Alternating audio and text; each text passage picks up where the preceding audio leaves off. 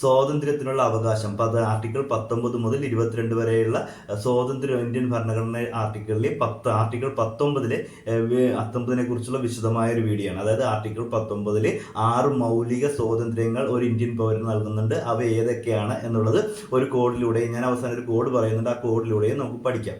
അപ്പോൾ article 19(1)(a) തൊട്ട് article 19(1)(g) വരെയാണ് 6 മൗലിക സ്വാതന്ത്ര്യത്തെ കുറിച്ച് പ്രതിപാദിക്കുന്നത്. അപ്പോൾ ആർട്ടിക്കിൾ 19(1)(a) മുതൽ ആർട്ടിക്കിൾ 19(1)(b)(g) വരെയാണ് 6 മൗലിക സ്വാതന്ത്ര്യങ്ങളെ കുറിച്ച് പറയുന്നത്. ഇതിൽ ഒന്നാമത്തത് അഭിപ്രായ സ്വാതന്ത്ര്യമാണ്. അതായത് ആർട്ടിക്കിൾ 19(1)(a) പറയുന്നത് അഭിപ്രായ സ്വാതന്ത്ര്യം.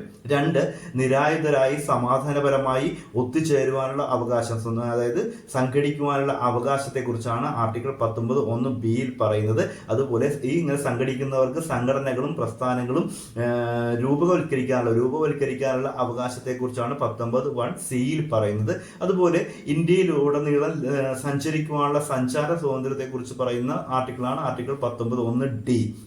അതുപോലെ ഇന്ത്യയിൽ എവിടെയും താമസിക്കുവാനുള്ള ഒരു പൗരന്റെ സ്വാതന്ത്ര്യത്തെ കുറിച്ചാണ് 19(1)(e) പറയുന്നത്. 19(1)(e) പറയുന്നത് എന്താണ്? ഇന്ത്യയിൽ എവിടെയും ഒരു ഇന്ത്യൻ പൗരന് താമസിക്കുവാനുള്ള സ്വാതന്ത്ര്യത്തെ കുറിച്ചാണ്. അതുപോലെ 19(1)(g) പറയുന്നത് അങ്ങനെ ഇന്ത്യയിൽ എവിടെയും ഇഷ്ടമുള്ള സ്ഥലത്ത് ഇഷ്ടമുള്ള ജോലി ചെയ്യുവാനുള്ള ഒരു ഇന്ത്യൻ പൗരൻ നൽകുന്ന അവകാശത്തെ കുറിച്ച് പറയുന്ന ആർട്ടിക്കിളാണ് 19(1)(g). ഇനി ക്യാൻസൽ ചെയ്ത ഒരു മൗലിക സ്വാതന്ത്ര്യം ഉണ്ടായിരുന്നു. അത് ഏതെന്ന് വെച്ച് കഴിഞ്ഞാൽ സ്വത്ത് ആർജിക്കുവാനുള്ള സ്വാതന്ത്ര്യം. അത് 19(1)(f) ആയിരുന്നു. അത് 44-ാം ഭരണഘടനാ ഭേദഗതി പ്രകാരം നമ്മളത് അസാധുവാക്കി.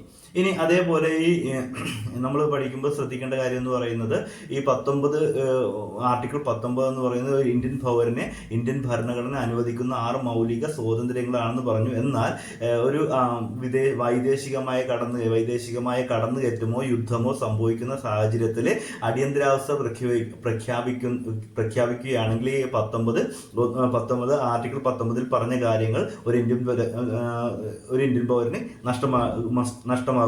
അല്ലാത്ത പക്ഷം ഈ ആർട്ടിക്കിൾ 19 പറഞ്ഞ 6 സ്വാതന്ത്ര്യങ്ങളും ഒരു ഇന്ത്യൻ പൗരന് ലഭ്യമാകുന്നതാണ്.